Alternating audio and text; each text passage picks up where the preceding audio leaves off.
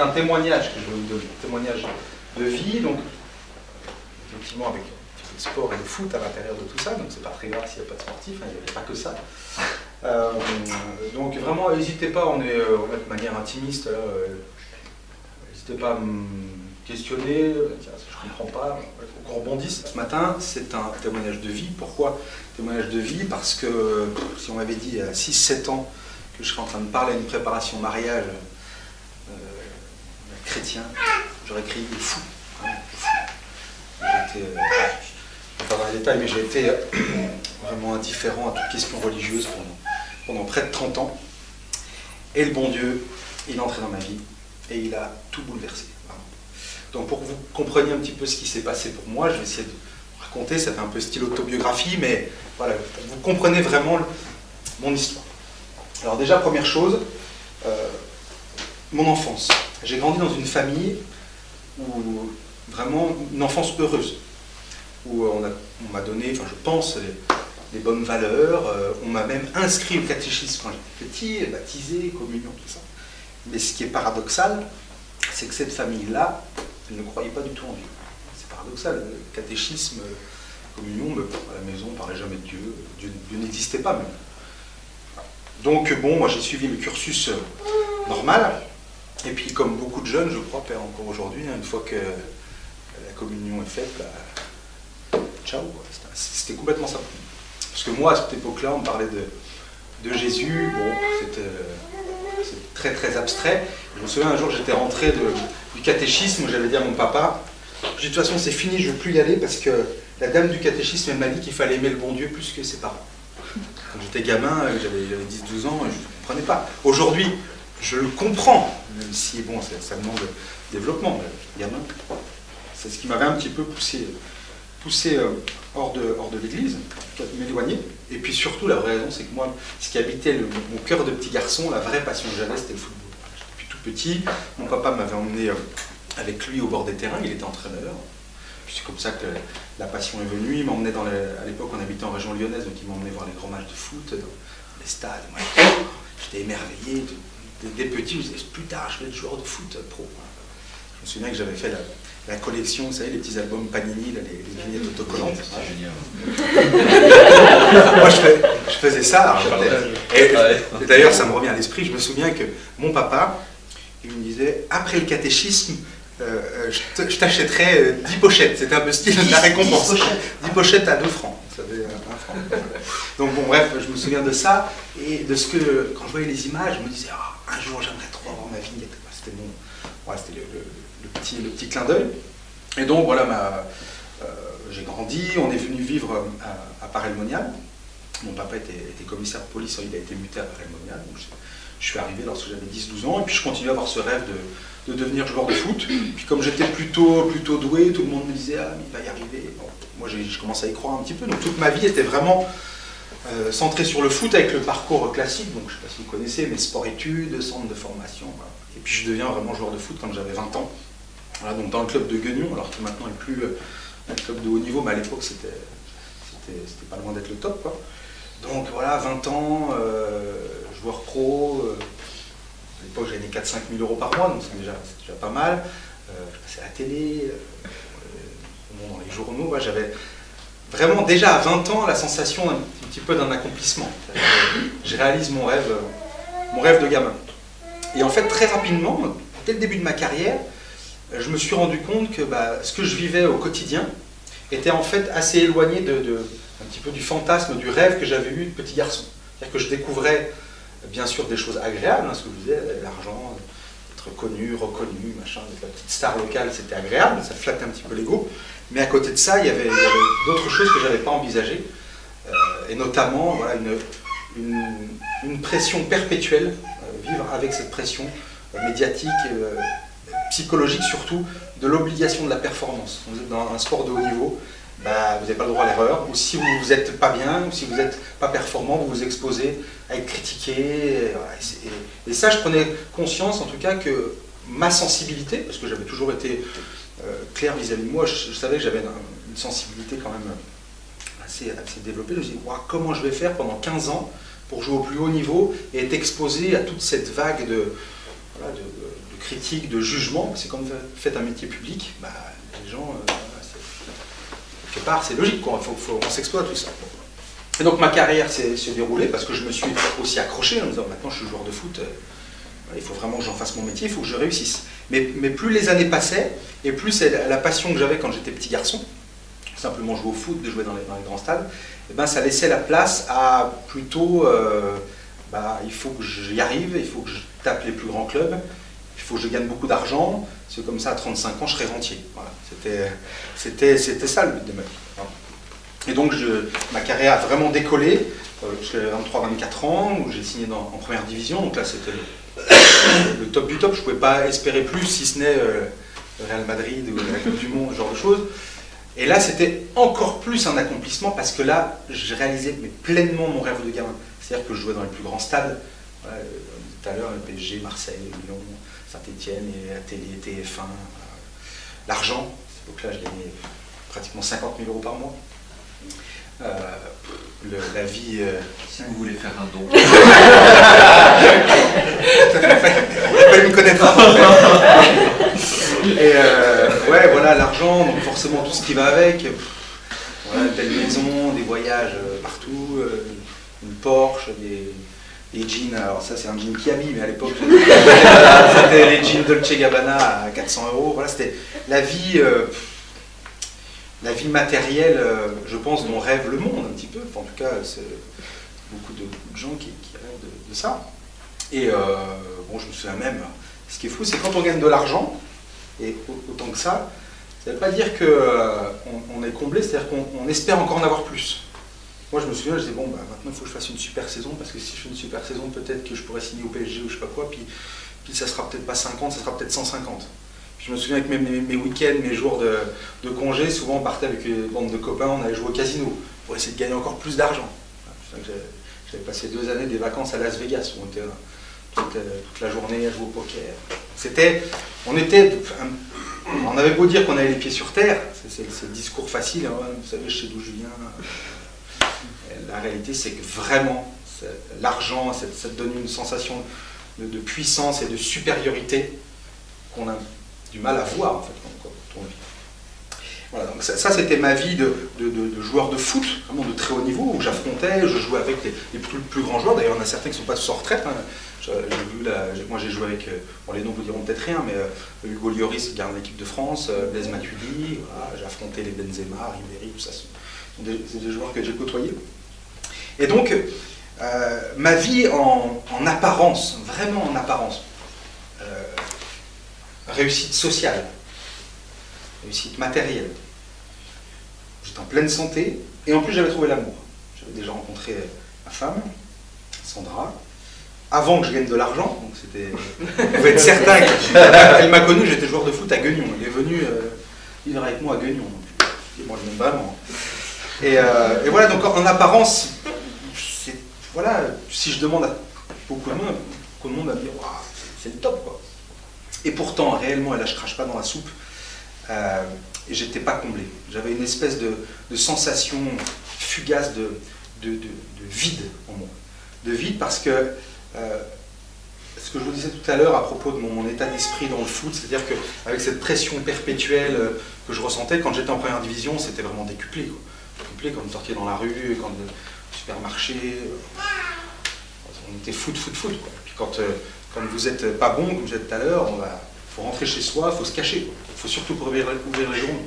Donc ça, moi, cette sensation-là, qui était déjà là en germe au début de ma carrière, avec le très haut niveau, ça a créé une espèce de vide, une espèce de décalage, et m'a amené à me poser des questions sur le sens de la vie. Parce que quand je faisais un match de foot, ou c'est un match de football, quoi. Donc, si on ramène les choses dans leur contexte, du foot, c'est un sport.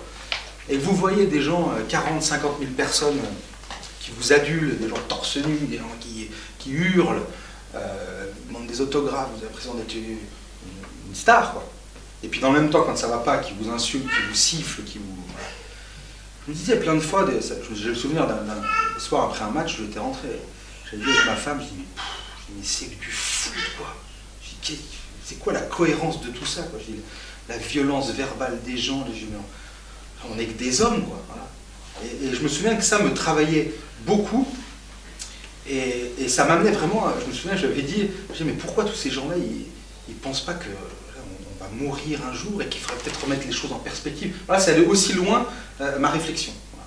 Et je dirais que cette réflexion-là, elle venait souvent quand je vivais des moments pas simples dans le foot. Quand tout allait bien, j'étais au top, il n'y avait pas de question. Mais à l'inverse, quand ça allait pas. Et j'avais de plus en plus de mal à l'assumer. J'avais 26-27 ans, je me disais, wow, vivement que j'ai 32 ans, il faut encore que je fasse 1 ou 2 contrats, et puis terminer, j'arrête. Et j'aspirais à vivre une vie simple, discrète. C'est-à-dire que vraiment, malgré tout ce que je vous dis, il y a plein de moments où j'allais à l'entraînement le matin reculons. Parce que j'en avais marre de cette pression sans arrêt. Je sortais d'un match, je disais, allez hop, à nouveau le prochain, il va falloir être bon, et ainsi de suite, ainsi de suite. C'était lourd, et moi, ça m'épuisait psychologiquement. Si bien que, à la fin d'une saison sportive, qui avait été difficile, ma vie et ma carrière a basculé. Et je me demande si le doigt du bon Dieu n'y est pas pour quelque chose. En fait, ce jour-là, je jouais à Caen, donc en première division, on jouait un match important, un match de mois de mars, mois d'avril. On devait à tout prix gagner, 25 000 personnes dans le stade. On avait l'impression qu'en fait, il fallait qu'on gagne, sinon il y avait une 3e guerre mondiale qui allait arriver. On a le don de vous faire voir que c'est ultra important. Puis ce match-là, on le perd, et on le perd à cause de moi. À cause de moi, je fais une erreur. Un ballon dans le ciel que j'apprécie mal, je le laisse rebondir, bing, l'attaquant part au but et marque le but, on perd 1-0. Je me fais siffler par 25 000 personnes, on rentre dans les vestiaires, on sent les regards des coéquipiers, des partenaires, des machins. Moi, en larmes, mais ça m'arrivait pas souvent. Là, j'avais vraiment craqué. Et puis voilà, donc chez moi, le lendemain, il ne faut jamais ouvrir les journaux. J'ouvre les journaux, faute professionnelle. Forcément, dans ces cas-là, l'entraîneur se décharge un petit peu. Donc c'était lourd, vraiment, émotionnellement. Et donc je vis avec ça, je suis écarté de l'équipe pour une erreur. Hein. En plus, ce jour-là, ce qui est dingue, c'est que j'avais un copain là, qui jouait, il me dit, c'est Benjamin Nivet qui joue toujours. Et il me dit, c'est fou parce que ce soir-là, c'est peut-être le meilleur match de foot que tu as fait, mais tu as fait une erreur. Et donc je suis écarté, l'entraîneur ne me prend plus. Et puis, je sais pas, 15 jours, 3 semaines après, je rentre chez moi après un entraînement. J'étais tout seul au volant de ma Porsche. J'habitais à cette époque-là à 15 km de Caen. Et bon, fait du hasard ou pas, j'habitais à 100 mètres d'une église. Et à cette époque-là, je refais un point, moi, le bon Dieu, complètement absent de ma vie. Vraiment, je ne croyais pas.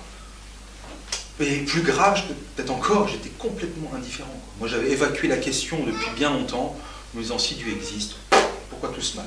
C'était un petit peu la rengaine de mon papa, qui lui était commissaire de police et voyait des horreurs au quotidien.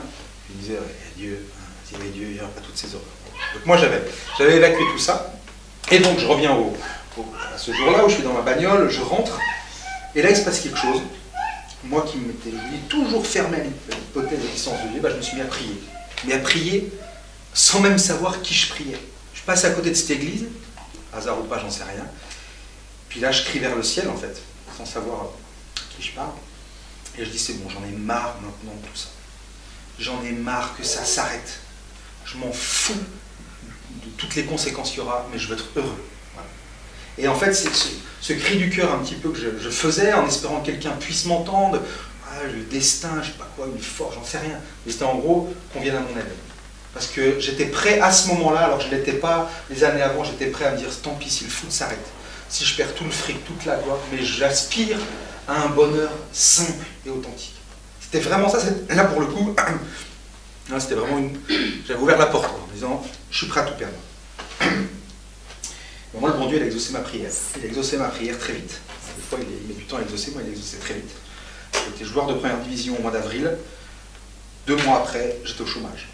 Je passais de 50 000 € par mois à ma femme qui devait aller bosser à Leclerc de Bagneux à 10 km parce qu'on a été ruinés, mais ultra rapidement. Alors, comment tout ça s'est passé? Mois d'avril, donc ce petit cri du cœur. Mois de juin, mon contrat à Caen se termine. Théoriquement, logiquement, j'avais des agents qui s'occupaient de moi. Bon, mon contrat quand se termine, je devais signer dans un autre club. Peut-être pas un club de première division, mais j'aurais pu continuer ma carrière. Et ben non. Là, tous les clubs, les portes se fermaient les unes après les autres. Plus rien. En 2 mois, je me suis retrouvé au chômage avec mes agents qui me disaient attends, on ne comprend pas, peut-être on va se tourner vers l'étranger et tout. Puis finalement, toutes les portes se fermaient. Et donc, vous savez, on vous oublie vite. Hein. Au bout de 2 mois, quand vous êtes hors du foot, bah, le foot continue, puis vous êtes sur le côté. Et moi, je me suis retrouvé avec tout un tas d'investissements financiers qui avaient été faits sur la base des revenus comme ça, et puis bim, le chômage qui arrive, la chute de la carrière qui arrive. Donc ça a été le début d'énormes ennuis financiers, avec l'obligation de vendre les biens, enfin, tout un tas de problèmes qui ont été très très durs à vivre.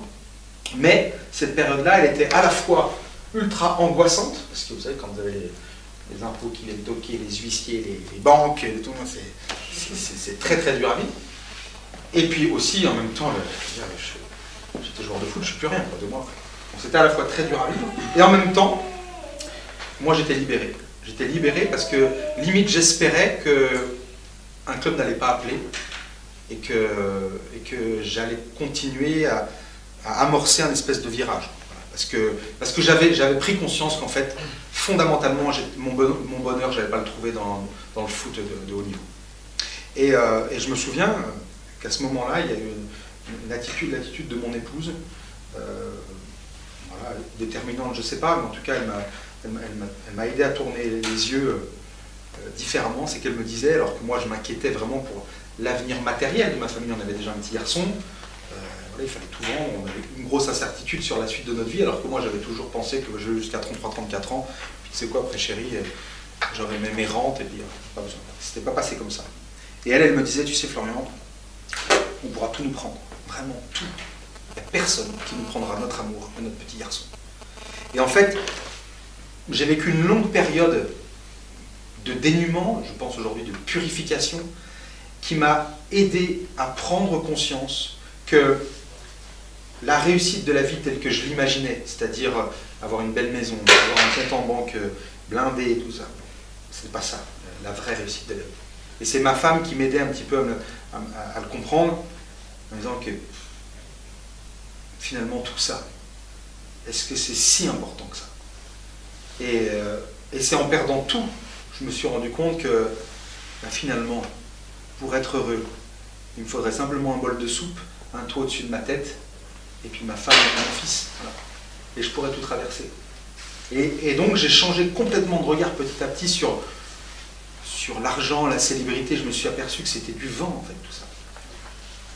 Et ce qui s'est passé, à la suite de ça, dans le même temps, cette période de dénuement que je vivais, matériellement, même vis-à-vis de ma situation professionnelle, je ne sais pas comment, c'est ce domaine de la grâce ou c'est spirituel, j'ai ouvert les yeux sur le monde. Alors ça, pour vous le faire comprendre, c'est pas simple. Mais disons que quand j'étais en haut de l'affiche, à gagner de l'argent et tout, c'est comme si je me sentais dans une espèce de tour d'ivoire. Où en gros, ce que je voyais autour de moi, les injustices, les malheurs, ça me touchait sans me toucher.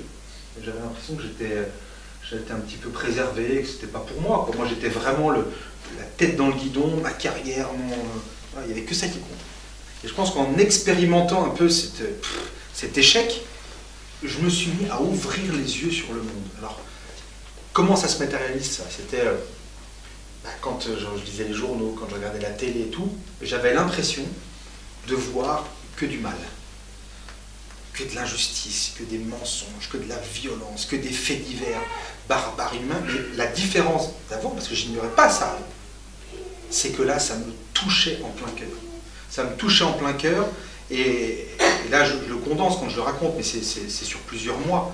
J'avais une boule de révolte en moi, mais vraiment, qui montait, je n'en pouvais plus de ce monde. J'en pouvais plus de ce mal, j'en pouvais plus de la violence. Je le disais à ma femme, je me souviens même que je lui disais, tu sais Sandra, je dis, moi, ce monde-là, je ne peux pas croire qu'il ne va pas s'autodétruire un jour. C'est noir, c'est noir. Et je lui disais, tu sais, je dis, moi, maintenant, j'ai qu'une aspiration.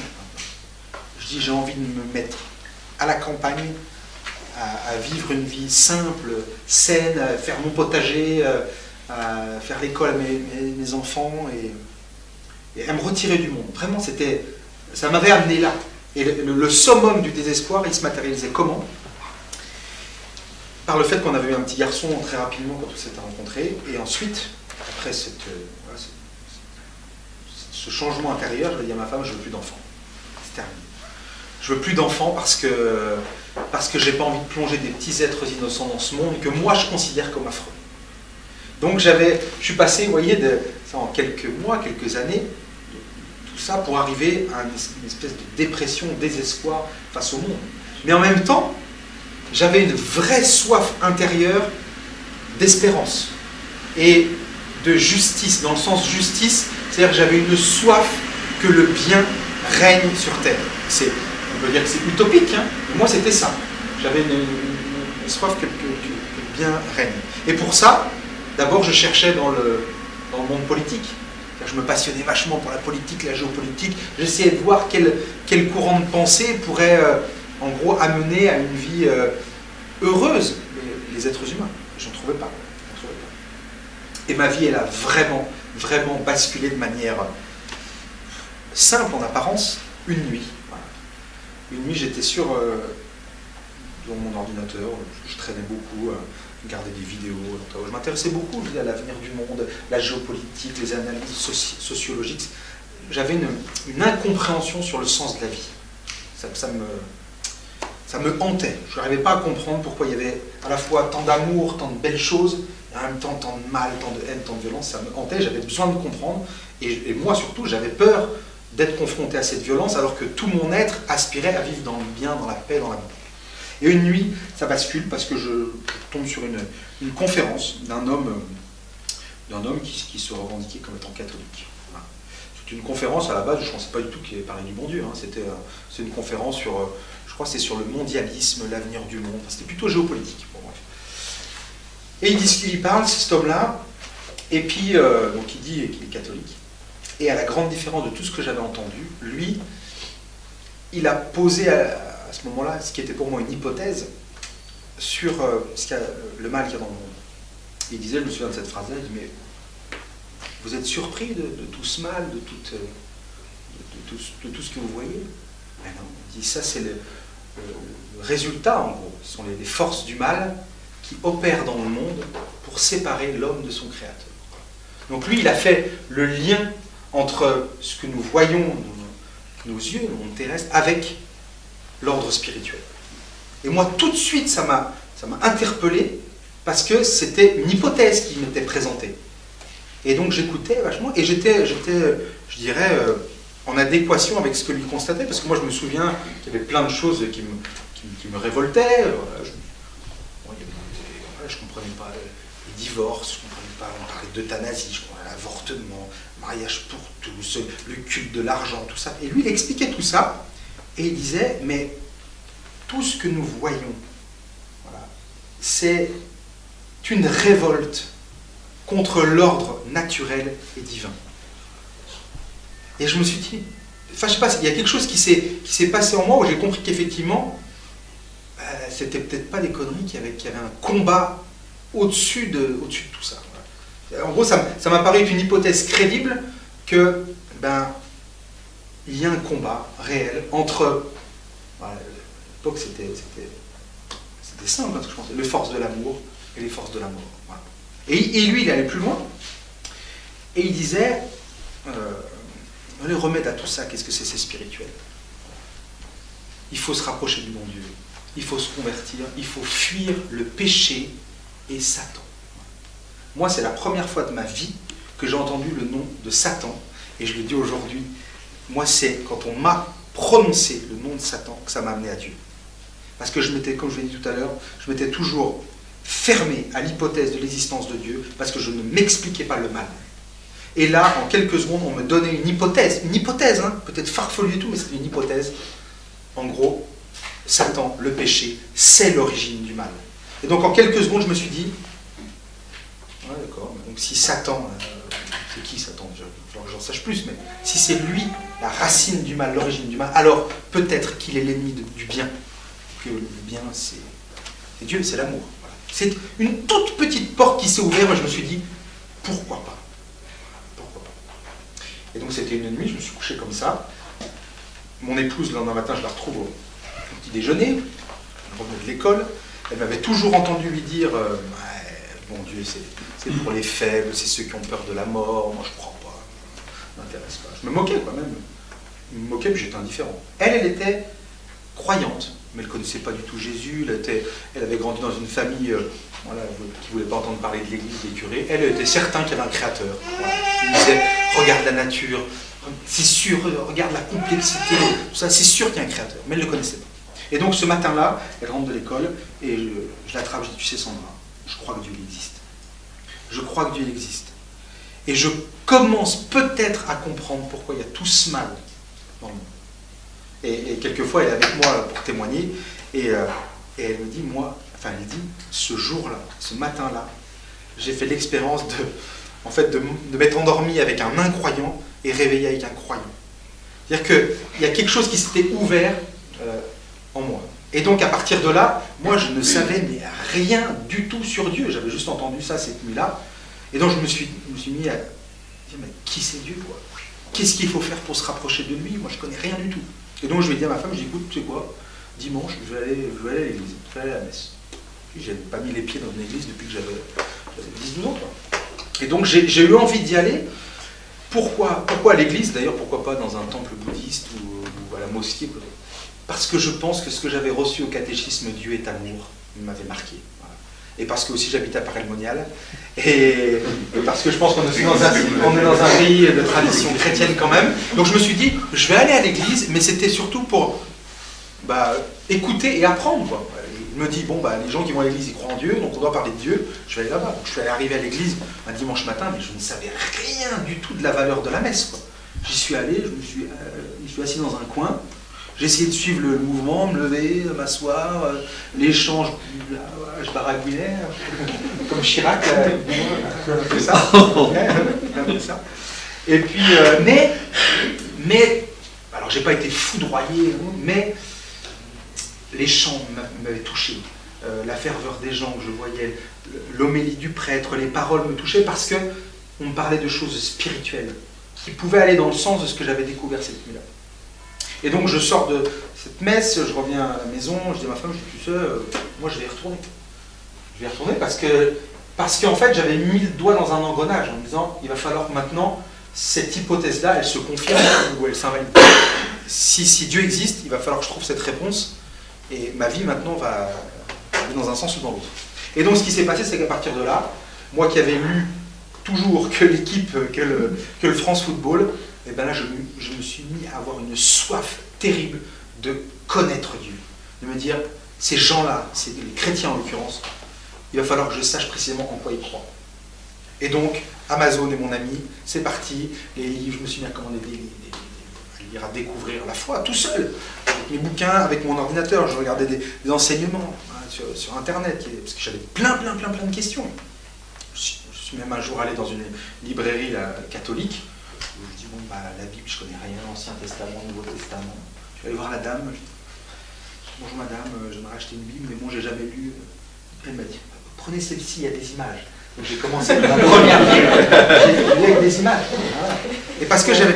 Et donc, moi, ma femme, à la maison, ça a donné lieu à des échanges, des heures d'échanges, parce que moi, elle me voyait changer, elle me voyait découvrir tout un tas de choses.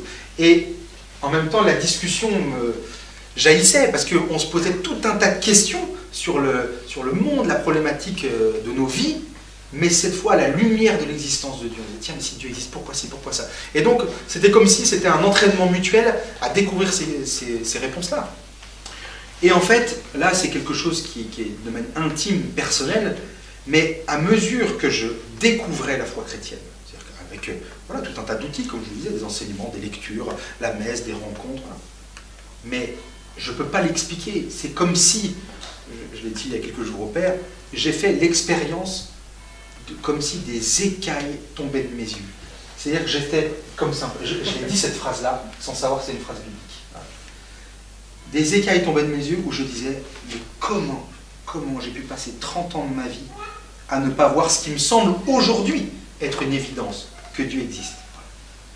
Et c'était intérieurement, j'avais une certitude, mais à l'époque, c'était invincible. Oui, Dieu existe. Oui, Dieu existe. Déjà, c'était la première certitude. Et la deuxième certitude est venue très vite en disant, ce créateur maintenant que je reconnais et dont je suis certain d'existence, il est révélé par Jésus-Christ. Et cette certitude-là concernant Jésus, Qu'est-ce qui me l'a donné? C'est quand je découvrais effectivement la parole de Dieu. De me dire que si Dieu existe, effectivement, il est amour, il est miséricorde. Et parce que tout me le dit dans ma vie. Maintenant, je le vois. Et je me souviens qu'il y avait une phrase il y a deux phrases dans l'Évangile qui m'ont vraiment percuté la première fois que je les ai lues. Quand Jésus dit « Je suis le chemin, la vérité et la vie ». Pourquoi elle m'a percuté? Parce que moi, j'étais un assoiffé de vérité. Et en découvrant sa vie, en découvrant tout ce qu'il révélait, et puis en découvrant aussi tout ce que l'Église révèle depuis, cette vérité-là, ben voilà, je la reconnaissais comme telle. J'étais certain que c'était la vérité. Ouais, quand on me dit quelque chose, soit on dit j'ai un doute et tout, ben moi j'étais certain que c'était la vérité. Et l'autre phrase qui m'a touché, qui m'a percuté, c'est une phrase des Béatitudes. Vous savez, c'est les phrases que Jésus dit, heureux, heureux, heureux.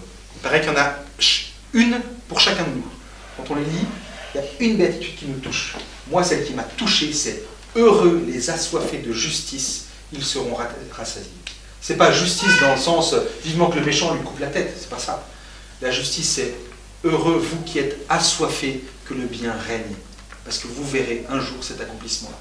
Et moi, c'est comme si, là, voilà, le fait de découvrir, de rencontrer Jésus, je dirais de découvrir la foi chrétienne dans son ensemble, parce que rencontrer Jésus, qu'est-ce que ça veut dire? C'est un peu mystique, mystérieux. Moi, c'est découvrir la foi chrétienne, de me dire, ah mais ces gens-là qui croient, mais c'est pas des farfelus qui croient en un truc saupoudreux. Il y a réellement des raisons authentiques de croire. C'est pas simplement réservé à des gens un peu illuminés. Moi, je pense que j'étais à peu près terre à terre, voilà, normal, mais ah ouais, non, mais ça, plus ça, plus ça, plus ça, c'est d'une cohérence lumineuse.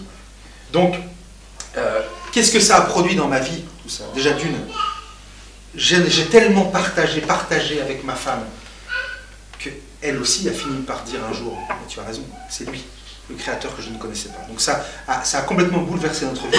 Et je dirais que ça ne l'a pas bouleversé d'extérieur. Notre vie est restée la même. On avait le même boulot, la même vie quotidienne. Par contre, intérieurement, ça a tout changé. Ça a tout changé. Pourquoi? Parce que y a un cardinal qui s'appelle le cardinal Barbarin qui dit,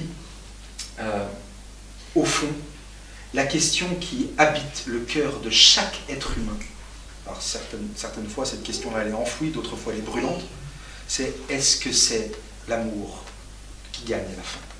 Et moi, la rencontre avec le Christ, la découverte de la foi chrétienne a changé ma vie parce que j'ai trouvé cette réponse à cette question-là. Aujourd'hui, j'en suis certain, je me ferais couper les deux mains s'il fallait le défendre, je suis certain que l'amour a gagné, qu'on ne le voit pas encore, mais qu'on verra l'accomplissement de cette promesse. Et ça change forcément tout dans la vie d'un homme, d'une femme, d'un couple, de découvrir, peut-être pas dans tous les détails, dans la plénitude, mais le sens de la vie. Moi, je dis à ma femme aujourd'hui, je utilise cette parabole, je dis mais en fait, moi c'est comme si j'étais dans un train, voilà, qui allait à toute vitesse, je pensais qu'à discuter, m'amuser, machin, plaisir de la vie, quoi, sans me poser les deux questions fondamentales. Où est-ce que je suis monté en gare et où je vais? Parce que, on peut vivre, on peut faire semblant, on peut s'attacher à comment dirais-je, à une course après, comme moi je fais, la possession, l'avoir, la gloire, tout ça. Mais les questions essentielles de la vie, c'est mais qu'est-ce que je fais sur la terre et où je vais? Et je pense que ces réponses-là, elles sont indispensables pour vivre une paix authentique. Et en découvrant la révélation chrétienne que chaque être humain est unique, aimé pour lui-même, qu'il est aimé infiniment de Dieu et que Dieu a un projet, un plan pour cette âme qui n'est autre que la sainteté, le ciel, la vie éternelle où l'amour, la joie règnent. Quand vous avez ça, vous avez cette certitude-là qui vous habite, la vie change. La vie change, on a toujours, nous, aujourd'hui en couple, nos problèmes qui nous tombent dessus. On a des difficultés toujours financières ou autres. Mais quand vous savez qu'un Père existe au-dessus de vous, qu'il n'ignore rien de votre vie, que vous êtes dans sa main, que la fin du chemin, c'est pas la mort, le néant, et il n'y a plus rien derrière, mais au contraire, c'est la joie, c'est l'éternité, c'est l'amour. Mais ça change. Et moi, le symptôme, le symbole de ce qui a changé, j'ai un petit garçon qui a 12 ans, voilà, et qui, voilà, très vite on a eu un petit garçon et une femme, et moi je vous ai dit, je voulais plus entendre parler d'enfants. Mais le fruit de la rencontre avec Jésus, c'est que ça m'a donné une espérance que je n'avais pas. Et aujourd'hui, j'ai compris qu'en fait, dans ma vie, c'était le démon qui était vainqueur à ce moment-là. Parce qu'il m'avait plongé dans le désespoir, il m'avait coupé de l'amour, de la joie, qui allait jusqu'à me dire, non, je ne veux pas d'autres enfants. Et donc, en découvrant Jésus, bien sûr qu'on a compris que l'amour était victorieux, et qu'on s'est dit, mais nous, on ne va pas céder au mal. Donc nous, on croit en la victoire de l'amour. Et donc, on a décidé d'avoir notre enfant. On a un petit garçon qui a 10 mois maintenant. Et je le dis, ce petit garçon, il ne serait jamais venu au monde, et peut-être même que notre couple aurait explosé si je n'avais pas rencontré le Christ. Ça, c'est une certitude qui se matérialise par un événement concret dans notre vie. Et la finalité de tout ça, je ne veux pas en parler encore, je ne sais pas quelle heure il est, mais si, il y a 20 minutes. C'est que je le dis aujourd'hui parce que je témoigne assez souvent auprès des jeunes, alors quand je leur parle de tout ça, de Porsche, d'argent, de stade, waouh, moi je leur dis réellement, vous savez quoi, moi j'ai connu ce dont rêve le monde, je l'ai expérimenté. Et ne croyez pas que je crache dans la soupe, j'étais pas heureux, c'était des fausses joies, des fausses joies. Aujourd'hui, j'ai plus rien de tout ça. Je joue en Twingo, 3 francs 6 sous sur mon compte, mais le trésor de connaître le Christ. Toi, c'est un Twingo ? Hein ? Philippe peut te prêter. Mais là, Philippe, regardez. Non, mais fais gaffe parce que moi, je suis pas sur le terrain non plus. Et ouais, voilà, j'ai plus rien de tout ça, vraiment. Mais vraiment, j'échangerais ma vie d'aujourd'hui, mais absolument pas contre la vie de Neymar ou je sais pas qui des plus grands joueurs. Absolument pas. Parce que je pense que le vrai trésor, alors... Neymar est croyant quand même. Je sais. Et tout à fait. Mais après, je pourrais répondre à une question par anticipation. On pourrait être chrétien et dans le monde du haut niveau, pareil. Et non, moi, je l'échangerais pour rien. Parce que je pense qu'une authentique vie chrétienne se mène dans la simplicité, dans l'humilité, dans l'ouverture aux autres. Et que tout ça, ce que vit Neymar, tout ce que j'ai pu vivre, c'est compliqué. Quand on se pense le centre du monde. Voilà, après, que vous dire d'autre, si ce n'est que ma vie a complètement changé. Alors, je parlerai un petit peu plus cet après-midi de ma vie de couple, puisque nous étions mariés civilement donc, depuis maintenant 12 ans, et que forcément, en découvrant la beauté du mariage chrétien, on a choisi de se marier à l'église, donc ça fait 3 ans que nous sommes mariés. Voilà, mon épouse a vécu aussi une conversion très forte.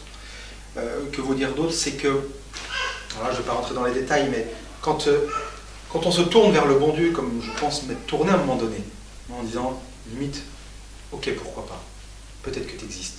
Là, je peux vous assurer que quand la volonté de se tourner vers lui existe, lui, il se fait voir. Il se fait voir, et c'est uniquement vous qui allez le voir agir dans votre vie. Moi, j'ai eu alors d'ailleurs, il faudrait que j'écrive un livre peut-être, j'ai eu une multitude de signes plus ou moins grands de la proximité de Dieu dans ma vie. Et il y a uniquement moi qui ai pu le voir. Si je raconte ça, je vous raconte ça, ce que j'ai vu, ouais, d'accord. Non, mais moi, pour qu'à ce moment-là, il se passe ça, c'est mon Dieu. Et après, je peux vous raconter aussi une autre expérience très forte que j'ai faite. C'est l'expérience de la confession. Pourquoi? Alors déjà, vous expliquer. J'étais en révolte face au mal. Je découvre que le mal est lié au péché.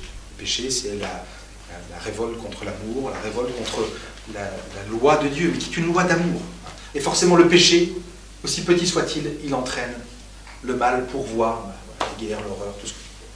J'étais en révolte et je découvre que moi-même, j'y participe à tout ça.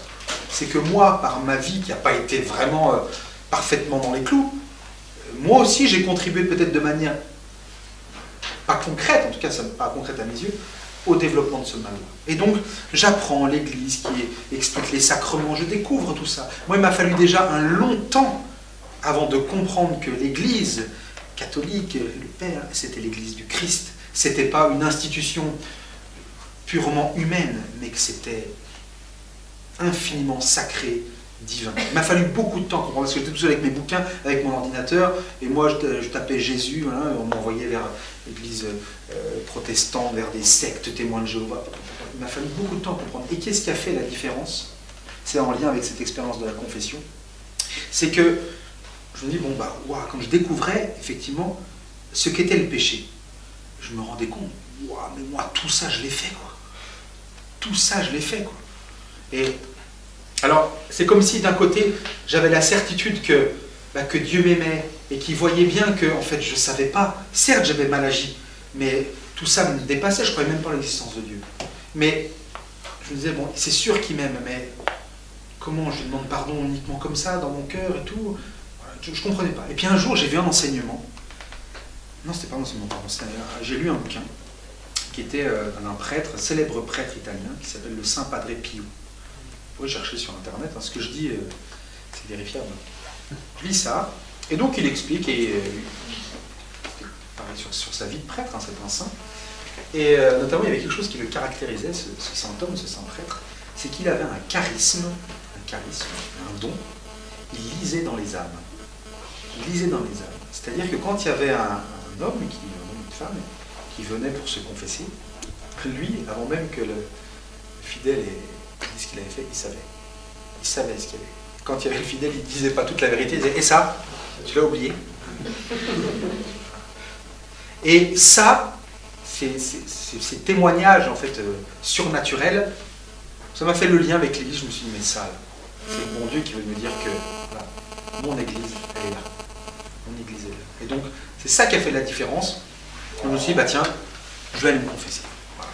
Je ne m'étais jamais confessé, hein, ou alors je m'en souviens pas, peut-être avant la première communion, j'imagine. Normalement, c'est ce qu'on fait. Et là, je me suis dit, je vais y aller.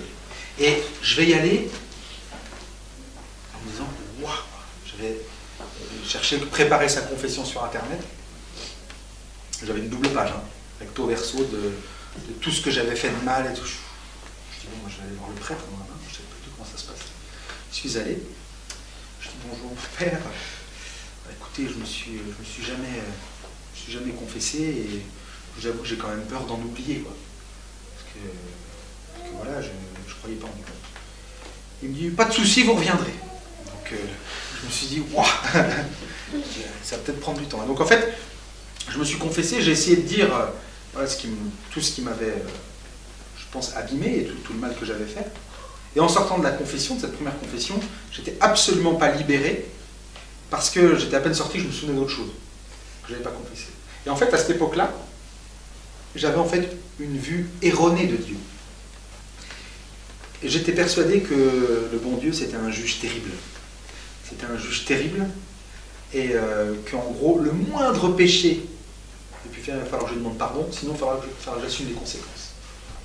Alors, je ne dis pas que le péché n'a pas d'importance, c'est pas ce que je veux dire, mais c'est que j'avais une peur de Dieu à ce moment-là. Et j'ai avancé avec tout ce que je disais, tout ce que je découvrais, en me disant, ben, je vais continuer à me confesser. Et j'y suis allé une deuxième fois. Et pareil, de nouveau cette crainte. Et puis à un moment donné, je me suis dit, mais oh, tu vas arrêter d'avoir ce raisonnement stupide. Si tu crois vraiment que Dieu est un Père et Dieu t'aime, il voit bien que tu reviens vers lui. Et forcément qu'il te pardonne tout. Donc je me suis dit, allez, je vais vraiment prendre un temps à farfouiller dans ma conscience, dire qu'est-ce que j'ai fait de mal, et puis là, je vais tout dire, je vais baisser les yeux, je vais te demander pardon, et maintenant ça sera terminé. Et j'y suis allé, j'ai tout dit, tout ce que je pouvais. Je me suis dit, maintenant ça sera terminé, on ne viendra pas me reprendre à me culpabiliser. Et j'ai tout dit. Et en sortant, j'ai fait une expérience de joie qui est, je pense, surnaturelle. C'est difficile à exprimer, c'est la sensation d'être neuf, la sensation que le soleil brille plus, qu'on entend les oiseaux, que je sais quoi. Je sais que Dieu existe. Maintenant, je sais que le péché existe et que mes actes, mes attitudes m'engagent et m'emmènent plutôt sur une pente où je vais expérimenter le vrai bonheur si j'essaye de vivre selon la loi d'amour du bon Dieu, en essayant d'être bon, tout simplement. C'est pas plus compliqué que ça. La vie avec le bon Dieu, c'est d'être bon, de faire régner l'amour. Et l'inverse, ben, si je n'écoute pas et je sombre dans la rébellion contre la loi de mon Dieu, à ce moment-là, je ne vivrai pas cette paix-là. Et donc là, tout avait changé dans ma vie parce que je savais alors qu'avant, je ne savais pas du tout. Et à ce moment-là, j'ai fait une expérience de joie vraiment forte. Mon épouse s'est confessée aussi pour la première fois à peu près à cette période-là. Et donc c'est une vie nouvelle qui a commencé pour nous. Et vous savez, si j'avais su tout ce qui a découlé de ma rencontre avec le Christ, j'aurais vraiment crié au fou, mais au fou. Voilà. Et moi, ce que je vous partage aujourd'hui, c'est pas, comment dirais-je, prosélytisme, dire il faut croire, machin. Non, c'est simplement, je vous partage réellement avec le plus d'authenticité possible à quel point, vraiment, de mettre le bon Dieu dans sa vie, il a changé. Et vous savez, je garde complètement le diagnostic sur le monde actuel, sur le mal, la puissance du mal, sur tout ça. Je reste avec des moments inquiets pour ma vie, pour ma famille et tout, mais j'ai une lumière en moi. J'ai une lumière en moi, cette certitude de me dire, Dieu est là. Dieu n'ignore rien. Et le mal aura beau se déchaîner, aura beau tout détruire, rien, je l'espère en tout cas, rien ne me fera abandonner la certitude que Dieu est vainqueur et qu'au-delà de l'amour, mais il y a la résurrection, au-delà de la mort, il y a la résurrection. Et dans notre vie de tous les jours, quand on expérimente des difficultés, des doutes, quelle consolation de l'âme de savoir que Dieu est là, avec nous. Et quand on a des interrogations, parce qu'on reste pareil, des petites créatures, des petits vers de terre face à la sagesse infinie, quand on est... Non, pourquoi ça? Mais pourquoi Dieu permet ça? Mais on se dit, mais confiance. Confiance. Mais même dans les choses difficiles, vous savez, je vous ai dit tout à l'heure, on a eu un petit bébé, on a perdu d'abord un bébé. La femme était enceinte, c'était une grande joie. Ce bébé, on est arrivé à la deuxième échographie, le bébé était mort. Vous dites, mais il croit en Dieu, il est certain que Dieu l'aime et tout, pourtant il vit des choses comme ça. Mais on a pleuré, parce que on vit des choses difficiles. Mais, ok Seigneur, on ne comprend pas tout. On ne sait pas pourquoi. On accepte le fait qu'aujourd'hui, il y a des choses qu'on ne comprend pas, mais on te fait confiance. Déjà d'une, on a la certitude que cette petite âme, ce petit bébé est bien vivant, qu'on va le retrouver un jour. Et pourquoi le bon Dieu nous a fait ça, a permis ça, pardon, on ne demande pas pourquoi. Parce qu'on ne trouvera pas la réponse. On a confiance, tout simplement. Et cette attitude, je pense que la confiance est le fruit de l'amour. Hein. On ne peut pas avoir confiance si on n'aime pas, mais ça change la vie. Voilà, ça change la vie. Et tout à l'heure, j'essaierai de vous expliquer un petit peu aussi ce que la rencontre avec le Christ a changé dans notre vie de couple. Elle a tout changé aussi. Vraiment, elle a tout changé. C'est pour ça qu'aujourd'hui, vous vous préparez au mariage. Je ne vais peut-être pas en dire trop, parce que je vais empiéter sur ce que je veux dire tout à l'heure. Le mariage chrétien, c'est pas simplement venir à l'église, avoir la belle robe, et puis c'est parti, vaille que vaille après. Non.